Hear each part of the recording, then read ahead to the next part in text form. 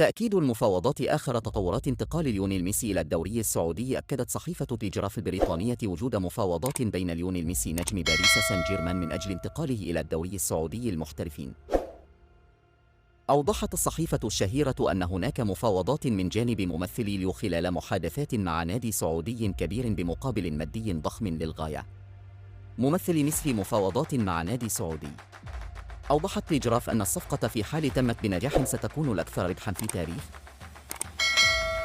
حيث سيجتمع مجدداً مع غريمه التقليدي كريستيانو رونالدو لاعب النصر في دوري جديد.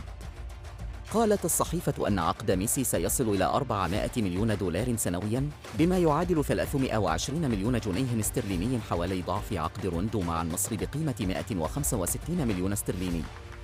ويعد مصير ميسي مع النادي الفرنسي قد انتهى في ظل الأزمة الأخيرة، حيث قرر النادي إيقاف ميسي عن ممارسة كرة القدم داخل النادي لمدة أسبوعين، بالإضافة إلى تجميد راتبه خلال هذه الفترة، وذلك بسبب زيارته للمملكة العربية السعودية لأسباب تجارية، دون الحصول على إذن من النادي، لا سيما وأن هذه الزيارة جاءت بعد هزيمة الفريق ضد لوريان فياليدو ريال فرنسي.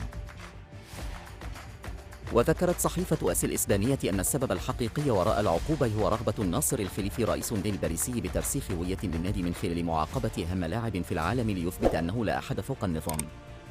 وشدد الخليفي خلال الأشهر الماضية على أنه لا أحد فوق النادي، وكرر هذه الجملة في المؤتمر الصحفي للإعلان عن تجديد عقد مبابي، وذلك لشعور الجماهير أن النادي يفتقد للهوية وللقيم، وأن النجوم داخل الفريق هم من يتحكمون بكل شيء. لكن قبل إصدار النادي الباريسي قرار العقوبة، كانت الإدارة تدرك جيداً أن مفاوضات تجديد عقد ليونيل ميسي وصلت إلى طريق مسدود، حيث ترى الصحيفة الشهيرة أنه كان من الصعب فرض العقوبة لو أن اللاعب قريباً من تجديد عقده الذي سينتهي عقب نهاية الموسم.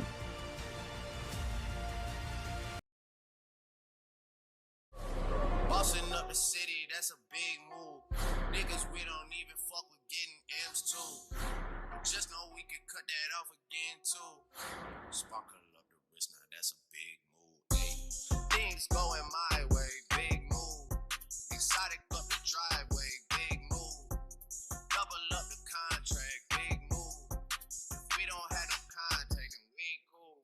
Had to hit up Jimmy, hit up Mike and tell him double. Triple double, just hit it up, I feel like Russell.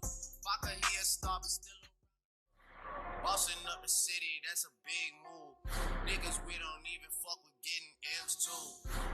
Just know we could cut that off again too. Sparkle up the wrist, now that's a big move. Hey, things going